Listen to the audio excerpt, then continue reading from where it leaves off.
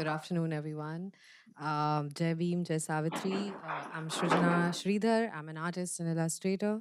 I'm currently doing my master's at Parsons and being a little artist boy, painting, creating, sculpting, work around educate and what pursuing education and knowledge in general means for Dalit students and teachers. So yeah, very very glamorous stuff, not intense or serious at all, super chill. But nevertheless, thank you so much for joining us this afternoon, and thank you to India Conference at Harvard and the Casteless Caucus for having us. And firstly, please help me welcome my esteemed co-panelists, these icons, Meena Kandasamy and Prachi Patankar, and I'd love a huge round of applause, louder and louder. And first, I'd just like to kick things off by opening our discussion by inviting each of us to go around and speak to our foundational experiences that have informed our work and current trajectories real quickly. Meena, can we start first with you? Um, Thank you, Shrujana, for that question. And I also want to thank the Castless Caucus and the conference organizers for having me here. Um, I think my entry into anti-caste work came up as a result of the kind of lives my parents led and the kind of decisions they took. So they were an anti-caste intercaste couple in Tamil Nadu in the 80s. So when you grow up in a certain background that renounces the caste system, you realize that you're surrounded by you know a lot of activists, people who also rejected the system. And but my own moment of what I call crystallization of understanding what caste is came about because my mother was a faculty member at IIT Madras. And in 1991 the Mandal Commission became law, so allowing for the reservation to be given to Bahujan people, OBCs in jobs around the country. And in 1995, she moved against the IIT Madras, alleging not only discrimination but also asking the court to make sure that Mandal Commission recommendations were implemented in IIT Madras. So this was like in 1996. I was 12 years old, and I think this was a very formative experience because IIT, of course, pushed back by saying that we are a meritorious institution, we cannot allow for merit to be diluted. We are a super speciality, we cannot allow research to be compromised. And my mother's own position was really interesting because she was a woman in science and she was a lower caste woman in science. And because when you're a faculty member, you yourself cannot go meet lawyers, or you cannot go and I used to accompany my father because my father is a Tamil scholar and a professor but doesn't speak English. So somebody had to take notes, somebody had to take go back to my mother, write it up, come back to the lawyers. So I really started this work when I was still in school. And the movement was, and I have to be very open about it, in the sense that because it was happening in Tamil Nadu or not any other IIT, there was the groundswell of support from across the political quarters for the kind of social justice reservation struggle my mom was leading. So the every single political party, or the Dalit Panthers, the VCK was at the forefront, all the Periyarist organizations were at the forefront, the Congress was supportive. The DMK, all the Dravidian parties, irrespective of whether it's ADMK or DMK, were supportive.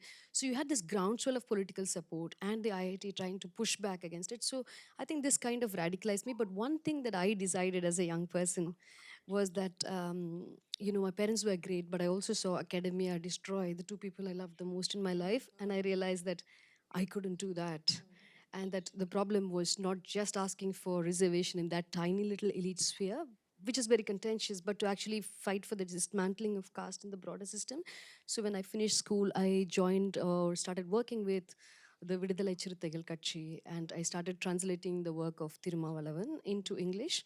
And I also started, because I thought that the English discourse completely was not raising the kind of issues that, Dalit movements on the ground were raising, one. And then also started working with a little magazine called The Dalit, which was trying to, document Dalit atrocities.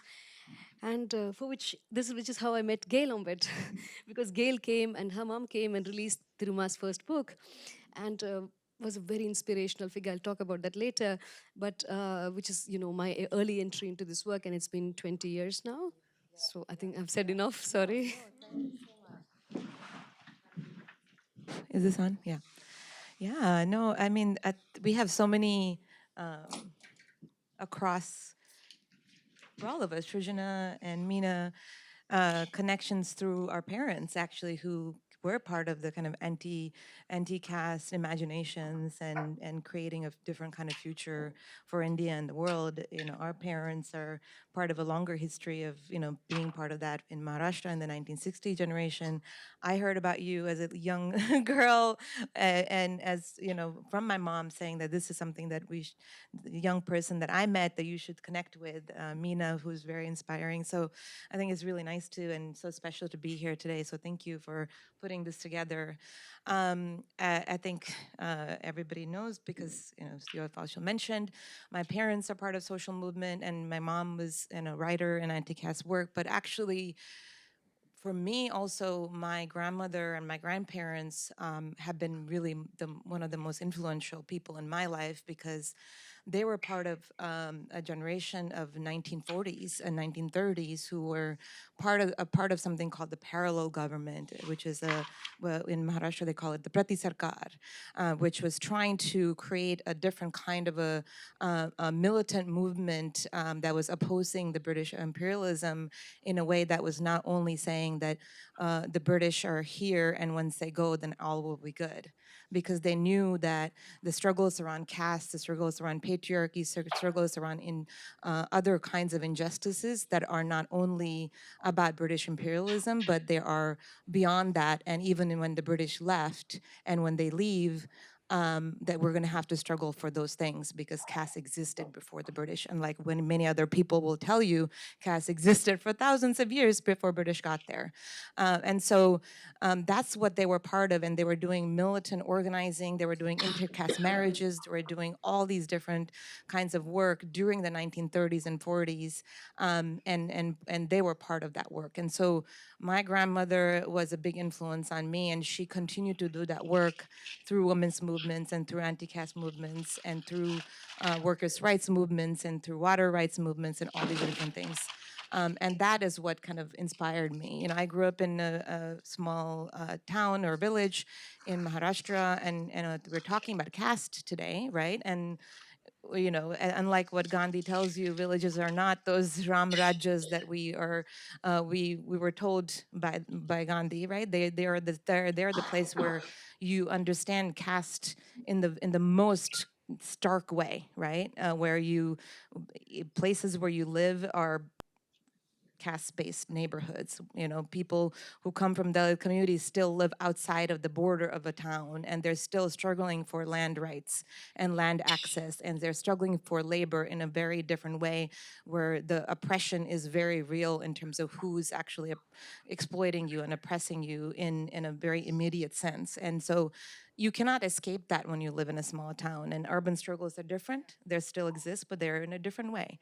And so that is something that I not only grew up in a social movement context, but in a context where that existed in front of you, right? And so for me, both kind of inspired by my parents and my grandparents wanted the world to look like and what they were fighting for, and what I saw in front of me in terms of the struggles around all of these issues, is what brought me to this work, you know? And when I came to the U.S. when I was 16, and for me that was also, when you come to the United States, the biggest point of understanding of the U.S. struggle is around race, right? Race and capitalism here, caste and capitalism in the United States. And because I had that understanding of why caste plays a central role in everything that you talk about, whether you're talking about land or labor or capitalism, the same way race plays that central role in the United States. And so it helped for me to have that understanding and approach, and to understanding why anti-blackness and racial capitalism is the most important struggle that we need to have in the United States. And so that was my, you know, in terms of my point of entry in the social movements here, you read that, police brutality struggles is some of the first ones that I was part of, right? At the time when in New York and other places, people were being, Black people and other people of color were being shot at by the police because they were Black, because they were working class Black people. And those were big struggles in New York. And there were many protests around how so many Black people were being shot. And this is not even Black Lives Matter, which started in 2014. This is early 2000s, right? So those struggles were some of the ways that I was inspired by the families of people whose kids were killed, and who are leading really courageous struggles against this police system that is the most uh, corrupt and the most powerful system in this country that continues to, create violence against communities of color. And that's I think that has really defined how I also do the work today, and really inspired in terms of what my commitment should be and they should look like. Yeah, that actually, this is why, thank you so much for answering these questions. And this is also why I brought this question up, because I knew that like that is something that sort of ran concurrent between the three of us, for me as well. My parents have worked with Prachi's parents as well. And I was also raised in a household of activists, of poets, of artists. And I think that that has a heavy influence on how we end up being what we be, because it's not just about just seeing what's around you or being conditioned by that. It's also knowing that we stand on these shoulders of folks who've brought the legacy and the movement this far, and it is truly up to us to see how much more we can push it and what boundaries we can push.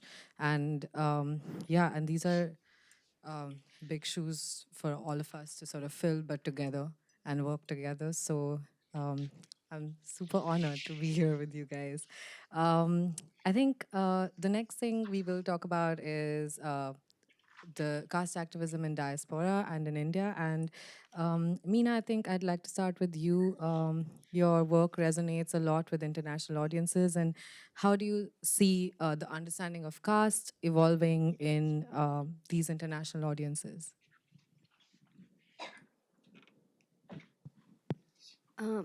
Thanks for that question. I think it's very interesting. I want to actually start with a kind of caveat, which is that the minute when you're younger, you think that having a greater audience is good because it allows for a rallying of opinion. But suddenly, especially given the spread of social media, I have often encountered that itself is used against you. So the fact that the people would always say, oh, but you are sitting in London and writing these things, as if the fact that geographically being elsewhere delegitimizes the arguments that you make.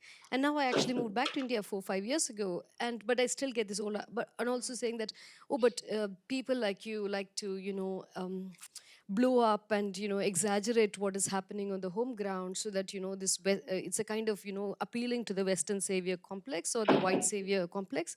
And therefore you are like anything that the more recognition that you get in the West for whatever reasons becomes a way to beat you up, saying, but oh, she writes for them, her work is aimed for them, her work speaks to them. So in that sense, you and this is not something you anticipate when you start writing, but then you anticipate, you are at the receiving end of this kind of criticism. So I want to actually say that it's a very interesting thing, because somehow you're considered as if, like, if you wrote in only in like Tamil and you were only published locally, you would be much more authentic, quote unquote, for these audiences. The fact that you are writing in English, having a global audience, talking about it elsewhere, makes you like either a puppet in somebody's hands, or somebody who doesn't have their own agency of talking about it. And I think that to go back to this question of international readership, or international any audience, is that Ambedkar was so ahead of his time in the way in which that he said that this caste could become a global problem. Or even Periyar talking about what happens when is caste only something here, or what kind of invention it is, and what if other people like we're going to follow this. So I think that everybody was already anticipating in some way. They maybe not the shape, maybe not the form, maybe not the reach, but the idea that this could, the minute Indians start leaving the country and being elsewhere, that this problem would have international ramifications is huge. And also, I now think that I'm going to come back to this question of readers in a very particular writerly context. But I also today, earlier I had an interview, and the question I was asked is that when people in the US have started calling caste as a protected category, the question was, but then white people have started going against us for that, saying that they think that it's bad for our image. We are like such a tiny minority, we are already at the receiving end of racism, and now this gives them another stick to beat us with. So I mean, these are all excuses. These are all excuses that means you don't address the elephant in the room, but also it means that you don't want actual violence, because what happens in the homeland is actual violence that to be addressed. In terms of, again, international readers, the question is that when you write because there is a gap in literature. You write because these things have not been written about, not been chronicled. And like my first novel was called The Gypsy Goddess, which is about the Kilvenmany massacre in 1968. 44 Dalit men, women and children are burnt to death because they are fighting for higher wages. Now this is a Marxist struggle at the heart of it, but mainstream Marxism doesn't acknowledge the fact that Dalit militancy was what sharpened the struggle, was what led or allowed Marxism to grow. They somehow like to live in their theoretical little beehives, and not understand that Dalits contributed, or were the biggest martyrs of the movement. So to stake that claim of Dalits as working class radicals, A, but also B, to talk about the fact that even in a state as progressive as Tamil Nadu, that the first assertion of collective action could be met with this kind of gory violence. This was the first big massacre that happened in post-independence India. And at that time, you're not thinking about what someone in London is going to think. You know what I mean? Like, that international reader doesn't exist for you, because this is a very particular thing. My father was from the undivided Tanjore district. He was landless. And one of the things that he said to me is that it doesn't matter, but my childhood hunger would never go away, because that was the way you could articulate the experience of what it means to be A, landless, and B, raised on other people's kindness, like he studied in an orphanage. So and so for me, this When Money was really about questions of food, land, who produces food, but who gets to eat this, or consume, and these struggles. So the international reader did not exist for me when I was writing. They exist after the production. They exist as a result of capitalism. They exist as a result of marketing. They exist as a result of X number of steps removed from you. And I don't think that any of my writing in that sense addresses them, unless of course it becomes like with what happened with another books of mine, in which people are like trying to what they say, misunderstand the work, and then you go and clarify. So yeah, I don't necessarily think of them, because at some point you also realize that they like useful idiots. You know what I mean? Like, they want to, the West also has its own tendency of picking on things to. So but I think that the international readers we have to actually address are caste denying Indians who like to sit here and say everything is hunky dory back home. And that kind of that beautiful happy rainbow India is something that you have to shatter, because you don't want anti-truth version going out, I think. Thank you so much for that answer. And I have more questions. But first, I would like to ask Prachi if you could speak to your work. You have more experience here in North America. And if you could speak to your work in the social justice movements in India and here. I know you touched upon it when you answered a little earlier. And how differently anti-caste movements are organized between here and like in the diaspora movements and back home. And how do you approach building coalitions again across caste, gender, and labor rights within the diaspora? Very two big Yeah, questions. we can break it down. But yeah, let's. No, I think it's what Mina's saying is right. Both there is either a denial of caste, that caste exists, or there is a sanitization of what caste is in the United States, right? So this is, you know, especially the Hindu supremacist people, and this is not just Hindu supremacist people, obviously dominant caste people and their privilege and the way that they come to the United States. We can talk about that history, but the way that Hindu supremacist networks and organizations and people in the U.S. are talking about caste as this benign distribution of people into these various different categories. Some do different kind of work, and it's okay because it's multicultural, just like America's multicultural, and there's nothing wrong with it, right? That kind of narrative is promoted without understanding what Ambedkar talked about, is that actually caste is a graded division of laborers. And that's why when you think about why labor is one of the biggest points of places where caste discrimination continues to happen in the U.S., it's for that reason, because caste system is about graded division of laborers, and that's the factor in India, and that's also the factor in the U.S. Right? So when 1960s, when majority of the Indian Americans and South Asian Americans came to the U.S., guess who those Indian Americans were? They were mostly dominant caste people. I mean, continues to be in many ways.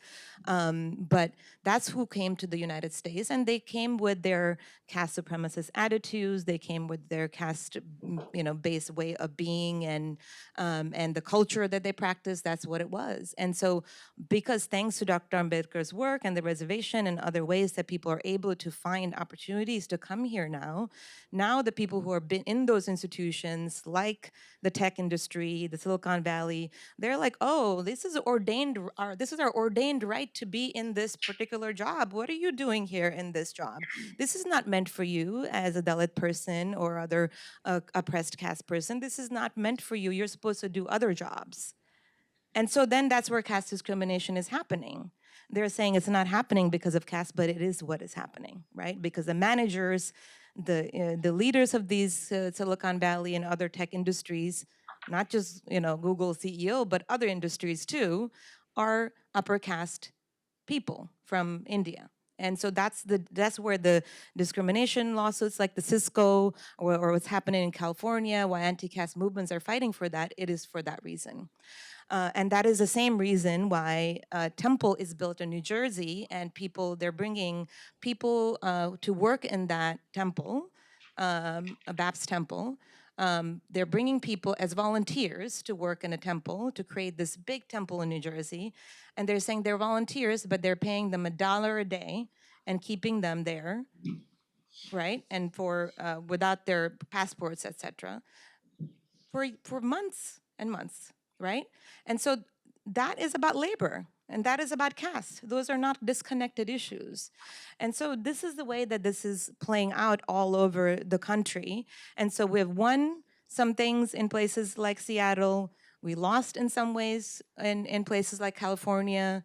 But we also, now that so many people are coming to the United States from this history, like Shrujana is talking about, of having the Dalit, anti-caste history, having that, acknowledgement of who they are and having pride in it, and they're leading anti-caste movements and opposing that. The Hindu supremacy movements and Hindu supremacy networks are saying, this is what you talked about. They're saying, oh, that's Hindu-phobic. When you say caste discrimination, when you say Islamophobia, that's Hindu-phobic because that is, people are going to attack us now, right? But at the core, very core, they understand that it is because caste system is endemic to Hinduism, right? So they're kind of understanding the real question here. And so this is the struggle that we have today, is that, and we'll talk about it a little bit more later probably, but the people who are leading that kind of work are very much connected to the people in power right now. And that is a big struggle that we have to face. And how to fight that is a big question. And that's something that we need to get into strategies about. Yeah. And this is something that it's a brand new problem for me as well. Like thinking of like how our work is seen in the diaspora, because so far all my work I've just moved here, and I never thought, like you said, I never thought about anyone but our own people while making my work. And I continue to, in art school we have a thing, they always make you like think, who is your audience? Think about who you're making this work for. And I know that answer so clearly in my mind, because that's always who I've made my work for my family, for my people, for my community, because that's all I can, that's who I want to speak to. Because as an artist, there is a lot of conversation when it comes to because art can be visually very gory as well. there is a tendency to always like play to like atrocity porn or play to like visuals that can be like striking or painful.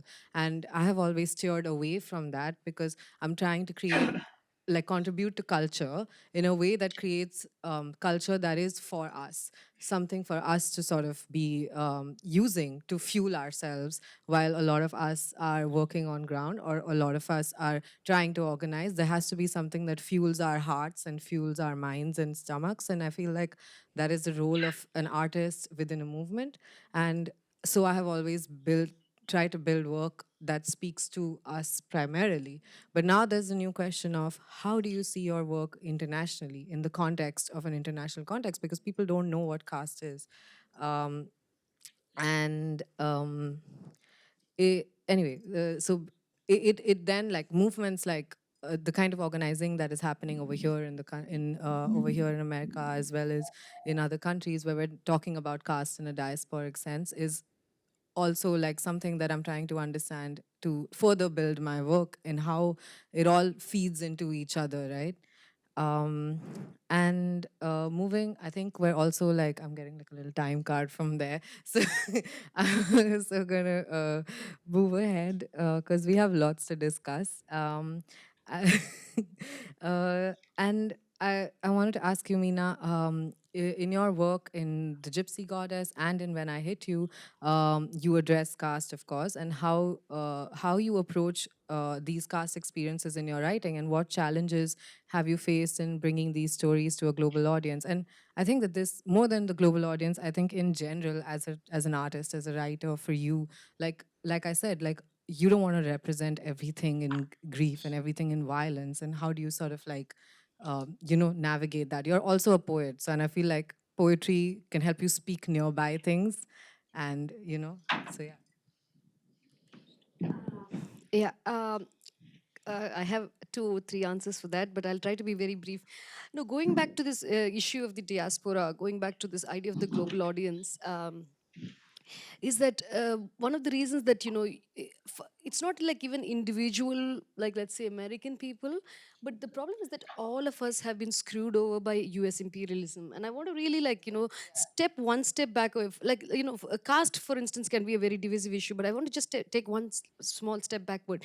Let's take the example of, let's say, the liberation tigers of Tamil Eelam, which was, like, and the entire liberation struggle for Tamil homeland in Sri Lanka is predated on the basis of, let's say, the Vattukotai Tirmanam, the Vattukotai resolution, which says we are going to annihilate caste. So the Tigers is an organization, we're anti-caste, and we're also secular.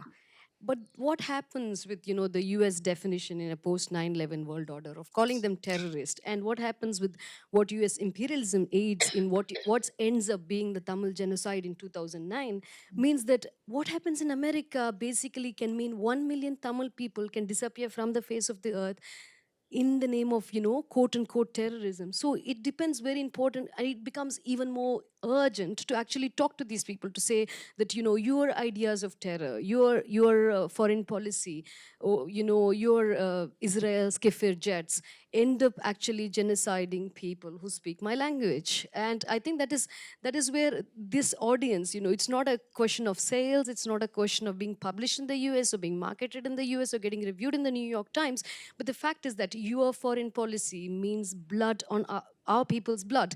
And therefore it becomes, I think, absolutely. And I took an example that's outside of caste so that people can actually understand how you actually pay a real price.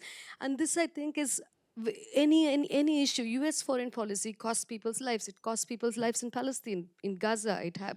People's life in Elam.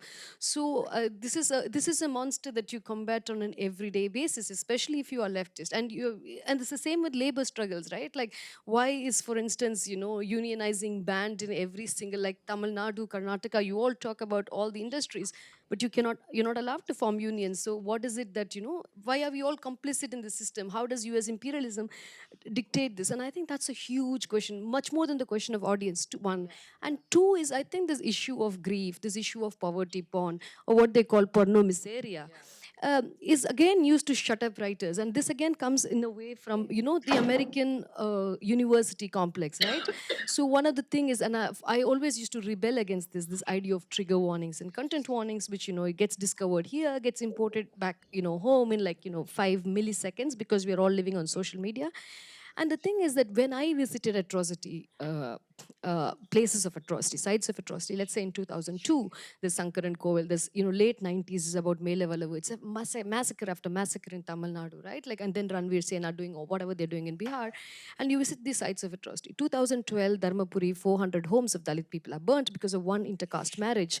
And you go and visit these homes. People are actually telling, come inside, take photographs, publish them, right? People are not saying, oh, I got traumatized, my house is now in flames, don't send these pictures. They're like, these pictures should make the society's conscience tick. So that's what the actual quote unquote victims say. But today the thing is, you can't even say someone's a victim, because the polite language is to call them survivors, and there's all of this neoliberal hijack of language in which you can't call victims, you can't call an atrocity. You cannot show pictures of what happened, because it's going to ruffle somebody's sentiment somewhere, it's going to trigger someone somewhere where actual people are living through that. And I think this is where in literature, for me, it becomes like, you are writing about Gypsy Goddess, 44, Kilbenmani massacre, 44 people were actually burned to death. How do you write about it without writing about the visceral nature of violence? Like, there's no way to, to skirt around it, no way to, make it like less horrific than what it actually is. And if it is grief I'm showing, if it's violence I'm showing, it is the violence. It is the violence of the state. It's the violence of the caste Hindus. It's the violence of the judiciary, which upholds and makes sure nobody goes to jail. So for me, it's very essential to actually write about this violence. So, and I think it's fundamental, because violence is, violence within the domestic circle, violence internationally, violence of the US imperialist world order. All of these are, graded levels of violence, and I cannot not write them.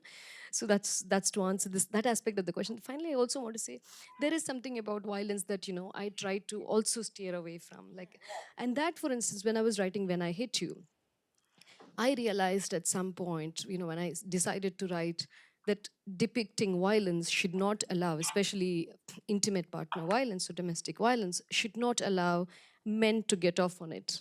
Because that also happens. Men actually rejoice, especially abusive men, rejoice in reading narratives of violence where a strong woman is being beaten up. So, how do you actually write violence without allowing it to become somebody else's voyeurism? How do you write violence without allowing somebody to actually get off on it?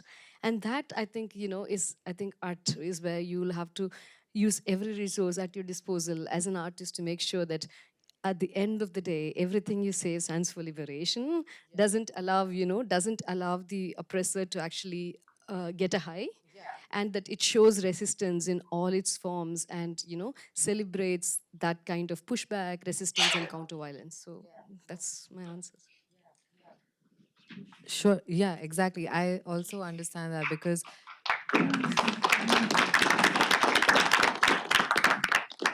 and we do have to sort of sometimes what does that mean? Does it mean I have 2 minutes? Okay. The end of the session, or Okay, cute. Okay. So I'm gonna I want to say something. I wanna yeah, no. Prachi, we're coming to No, you. no, after you. No, I'm asking you now. Yeah. And Prachi, like, given your experience in global social justice movements, how do you see the future of anti-caste organizing and just activism in general, even I would say, because you have brought up a great point around like neoliberal and US imperialism. And it's not just that we have an anti-caste, like an anti-caste fight to fight. We have a bigger fight. Like, I'm not saying it's bigger. I'm just saying that we have multiple struggles to face. So how do you see the future of that? And particularly in the diaspora, and what do you think, like you mentioned, we have to strategize these things. What do you think these strategies could look like? And if you've come up with something great, maybe keep it a secret. Because Strategies can be talked about without giving up everything. No, I also just, before I go into that, just couple points I wanted to make where maybe there's a middle ground to what you're saying, Meena, about not portraying like violence that's happening. Of course, we have to talk about it. We can't not talk about and erase or gloss over the brutality and like what happened in Gaza was live streamed. Even though it was live streamed, we couldn't do anything about it in the larger sense. Like what happened happened, and that's the most. It will be the scar that will live in our entire generation and entire people that are alive right now. The fact that we couldn't really push back in the way that we could stop it, but so that's there. But there's also something about what Shrujana was saying in terms of portraying the powerful, and I think you agree with this, it's like the powerful resistance, which is a positive aspect of the other side of that violence, right? Like that's what you're also saying, right? What happened in terms of, and I think that's where I also, it's not about the trigger warnings, but it's about the fact that how do we portray that, people who are most oppressed, especially the communities, are not just victims, but they have been resisting for generations and generations and generations, and there's beauty in that, and there's art in that, and there's power in that. And it's not just today, but that's what your work does, right? It's like that's the beautiful part of the gorgeousness of that. And that I think it's not about portraying the violence, it's about uplifting the art and the music and all of that. And I think that's so important. So just wanted to No, say no, that. Yeah, no, I do that in just my work agreeing. as I well. Yeah, agree. I yeah, know yeah. you agree with it, but I was just like, I wanted to also, um, but in terms of what we do here, I think, like I said, we are dealing with a situation where there's a multiracial right that is globally there, but in the country we have this, right? We have people bending the knee to Trump and Elon Musk who are coming from all different kinds of places of that call themselves people of color. There's Vivek Ramaswamy in there. There's Kash Patel in there. Who else? Tulsi Gabbard is not a person of color, but she's Hindu. And there's all of these people who are there. They're part of this administration, part of the MAGA movement, and they're not white supremacists, right? They are other supremacists. And so that's something that we need to kind of think about. Hindu supremacist movement in the US is aligning itself with those people, right? Uh, and we see that. It's not what I'm saying, they're saying it, right?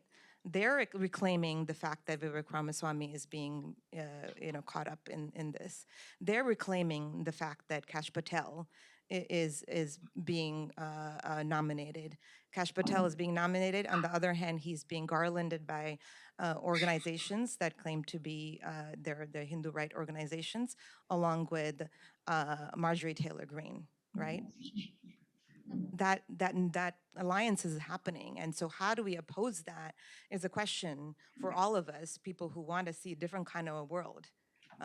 People want to see different kind of the US, where all different identities, all different class positions, all different people who identify in different genders are valued and respected.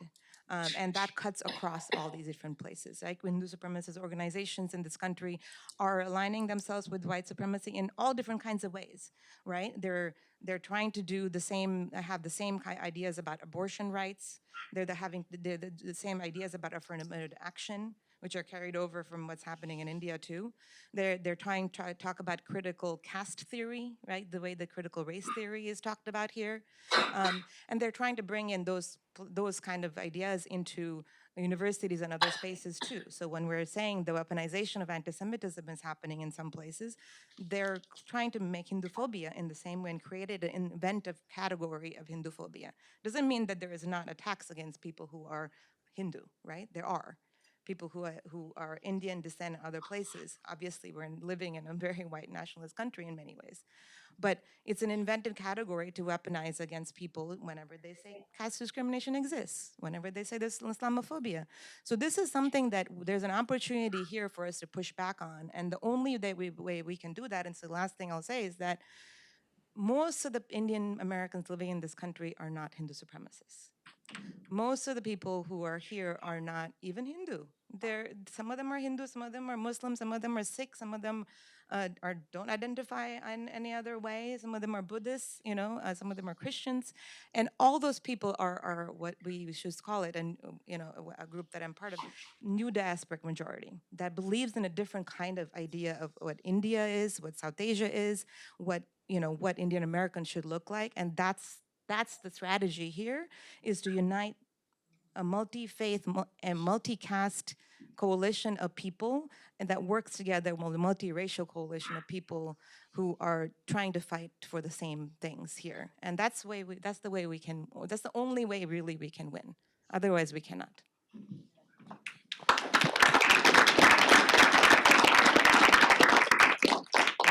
And speaking of futures, I just want to ask this last question that I want to ask Meena, but because we're talking about futures and you're a poet, you're a writer, I feel like cultural sort of revolutionaries have huge roles to play in how we see our future. And how do you see the future for like representation in the anti-caste literature space? I don't even like saying this because I feel like our literature is just literature. I don't want to frame it as anti-caste literature or anything specific like that. But I do want to ask how you see the future of how our counterculture will be built, and how you imagine and dream of it, rather. Um, no, I think that, for instance, Tamil cinema is making a great strides in that, whether it's the work of Paranjit, Mari Selvaraj, or Vetrimaran, that there is a very open celebration of, anti-caste revolutionary values. And I think that the question again is, I think we have to work in two ways. One is to get far more voices, into other languages also, let's say from the Tamil circle alone, the anti-caste voices be amplified and translated, and translation, I think, is a huge tool of, this. But the other definition, and this is something that I've, fought with for at least 2 decades, is to change what gets called literature. Because for me, and I've always held this opinion that, a speech that is given to an audience of, agitating people on the need to annihilate caste is a work of literature in progress. It is this rallying cry on why we need to destroy caste, why we need to fight police brutality, why we need to question the nature of the state, why we need to, answer sometimes violence by collectivization, sometimes violence by, resistance. All of these, I think, in the moment, they are poetry, they are, philosophy, and they are like manifestos, which are literature. And I think that one of the things that we do is we think that literature is what gets produced after, like sitting in libraries, working overtime. But I think that, especially when I was doing the work of, translating the work of Tiruma Valavan, who is the leader of the Liberation Panthers, I really felt that the galvanizing role that, these 2 or 3 hour rally speeches played is historical.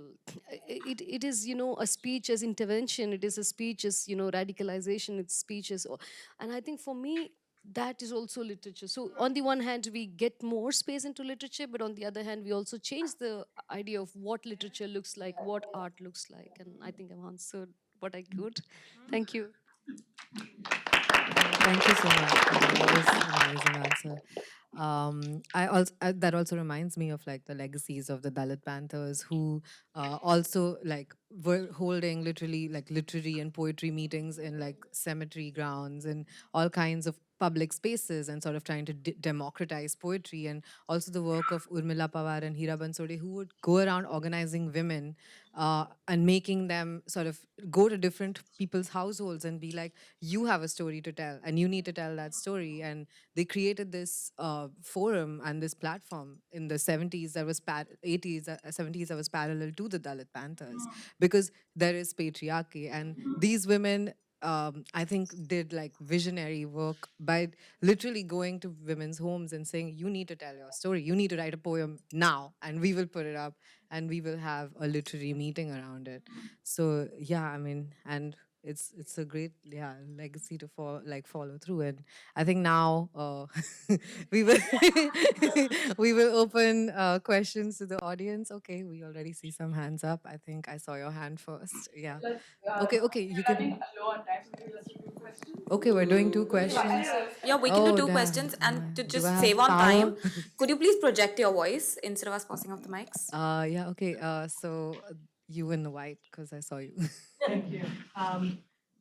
So as members of the diaspora, specifically upper caste Indians, what meaningful actions do you think they can take from afar to really challenge the status quo and raise awareness around caste discrimination and support the upliftment of Dalit voices, especially around also how can you inspire those around you to genuinely care and engage despite being far removed from the country itself?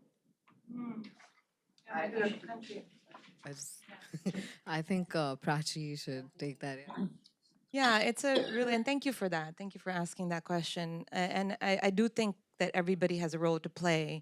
You know, I'm part of a coalition called the Saveda Coalition. So we named it Saveda because it's, you know, new, we need talking about a new or dawn, a different kind of a you know, a world that we, you know, we're not creating, but we're also remembering from the past. And that coalition includes, like I talked about, we have Muslim Americans, Indian Muslim Americans. We have Dalit American organizations leading the work. We have Sikh American organizations leading the work. And it's trying to show that there is this diasporic majority that is, you know, there's a narrative, right? That, and it feels like that because there's few people who have the power and the resources that are vocal around this particular work, and they've been trying to rewrite what caste is, right? Even in as far as back as 2008, they were trying to change the California textbooks to talk about what how India should be talked about and what caste should look like and how it should be talked about. So they've been trying to create that narrative for many, many years. And I think our work is to, I think the problem with what happens is that, and this is the case I'm sure you all face too, is that anywhere you go, you have to explain caste from the very basic level. Like it's still the work that we have to do. And I think people should take it upon themselves to do that work so that not only oppressed castes and Dalit people and indigenous people have to do that. And that means you have to learn the history. You have to learn what Dr. Ambedkar is talking about. You have to learn the fact that it's not what caste system is really about. And I think understanding the structural component of the caste system, understanding the labor and land and all of that, the impacts of it, what it means for what capitalism and intersections of that, it has to be given in that kind of a frame so that you can oppose the idea of caste that they're putting out. So there's something to build around narrative too that I think everybody has to take wherever we go, and to say that no, that's not what caste is. If you're saying Hinduphobia, this is what it looks like. This is what caste supremacy looks like. There's no Hinduphobia in the way that you're talking about it. You're just weaponizing it and trying to scare us. So this effort has to be taken up by many people and many people across castes and religions. Right now, for Sikh Americans, the issue of transnational repression is a real issue. In Canada, they actually murdered somebody. And they're threatening people in the US in that way. And Hindu supremacist organizations are playing a big role in that. In California, they went and talked to the police department and said, go, there might be terrorists there in the Sikh community, and go spy on them. And that's extremely dangerous. How do we talk about that and make people more aware of the fact that this is happening to our communities all across? And we have to think about that as our communities, not just that Sikh Americans are over there, Dalit Americans are over there. These are our communities across the different faiths and people. And I think I'm talking in a broad sense here, but I think the strategies and tactics will have to be determined locally and then from the point of view of your own organization. But I think you have to understand what is at stake in every place and what role they're playing and pushing back on the narrative. Can I just request that we get one more question? Okay, like two more total, please, please. You have to vacate the room. Okay, okay, okay. Yeah. Um, Thanks so much for this. I had a question about If you could speak to like the role of your work on caste and as people in the, like people who produce this work on coalition building across different communities, not just for Indians, but like outside, and whether your work has helped you in building solidarities with other groups from other marginalized and minoritized communities out that are not Indian necessarily, but are working along the same lines as what we are trying to build. Prachi? Either any of the three. No? I can take it, but I feel like you could also. But this is about movement building, right? Yeah. He's also saying like how can I mean how your work has Well, yeah. I'm a poet and novelist. I'm not sure. I'm not sure that I'm radicalizing with just poetry and fiction. But I would like to point out some things that are happening that are quite interesting, and which possibly speaks a little to what Prachi's been, trying to show us all through the way. For instance, Tamils in the diaspora in India, in North America, had an organization called the FETNA, the Federation of Tamils of North America, which for the longest time was a very progressive organization, which was, at the forefront of talking about Elam liberation, about the struggles, about, how do you deal with, let's say, how do you get a wider consensus in India for liberation? How do you get India's support, Indian Tamil support? So it was like an organization that, talked about, address all these issues, address cultural issues, address, feminist issues. And then over the last 2 years, you saw that this organization was getting hijacked, and in every, I mean, they are represented in around like in the 50 states. They have like, I don't know, 70, 75 different branches. They hijacked this using caste. So there were WhatsApp groups back home deciding who was getting elected to FETNA offices in the US.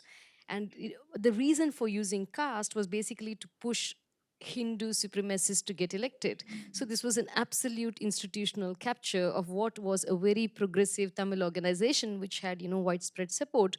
And I think eventually what ended up happening with FETNA, and then you think, okay, when people are complaining about this capture, you're like, okay, it's going to take a few years. There are WhatsApp groups which want their own caste people. But this year, like FETNA has a side, an arm called the Fighten, where, it's about the tech bros of, Tamil diaspora who organize. And then Fighten invites Anna Malai, the BJP president, to come and preside over them in Madurai. So it's like last year we were all organized in, San Antonio in Texas, and we were discussing, everybody was lamenting that, there's a right wing capture.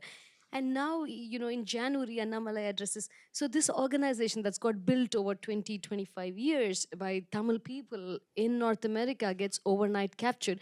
So the question again is that, what do you do? And this is about, not just, I'm not talking about, building like Dalit coalitions or anti-caste, like a proper progressive organization. Could be Tamil uncles. I have my own patriarchal issues with them. But the way it got hijacked, like overnight, what are we even going to forget building? What do we do with extant organizations, and how do we prevent their hijack and capture? How do we go talk to them, and how do we also realize that they're not sending RSS messages? They did not make the voting by rigging through BJP. They were rigging it through caste. They were saying, this is our person, you have a vote. So people in the homeland were telling, why don't you vote for someone of our caste instead of that guy? And eventually they managed to capture. So Yeah. Just to, I know we have to go. Just to just complete, maybe add to that in my perspective. It's happening, but they are really good at it, right? The right wing is very good at it, right? In even now, but Fadnavis is trying to celebrate Bhima Korega after ignoring all of that for hundreds of years and attacking people who were leading that struggle and Bhima Korega for and celebrating the resistance of community there and the Dalit community there, especially against the most oppressive, most violent Peshwas, right? And that's what Bhima Korega is. And they're trying to go and now celebrate that after oppressing and people and jailing people for it, right?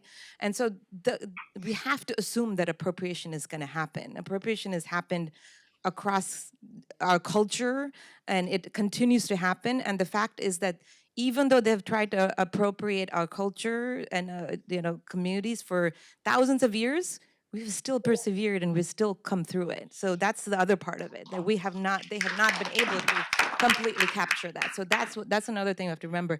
But the coalition thing, I think it's hard.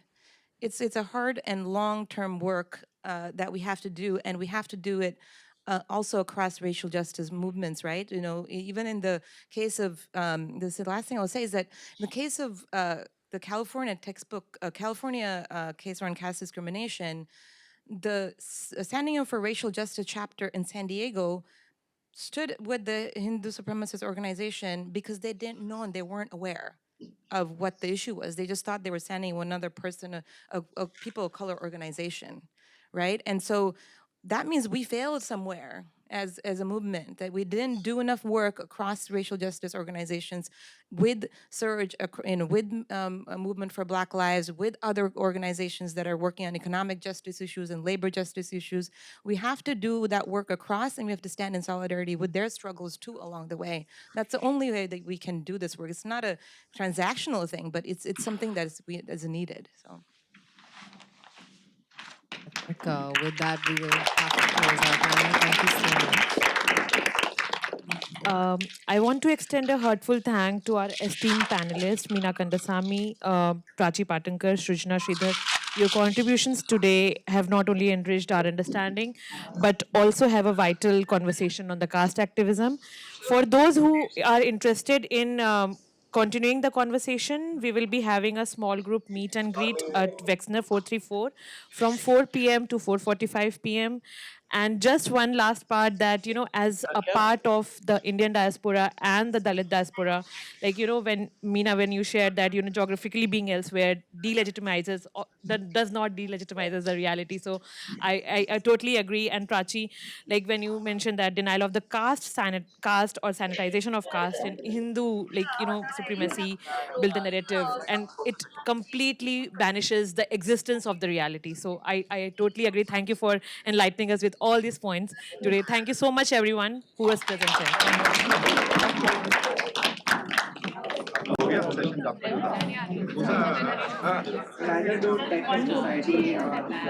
you. Just one last thing. We would like to end like with presenting a small token of appreciation to our speakers and moderator for taking out this precious time for and to share our views with us.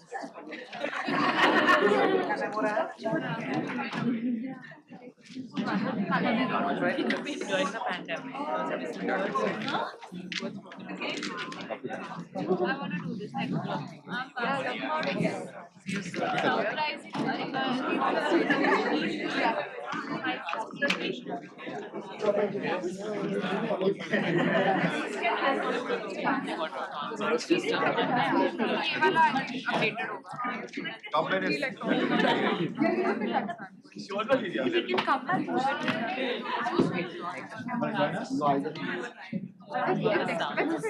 don't know anything.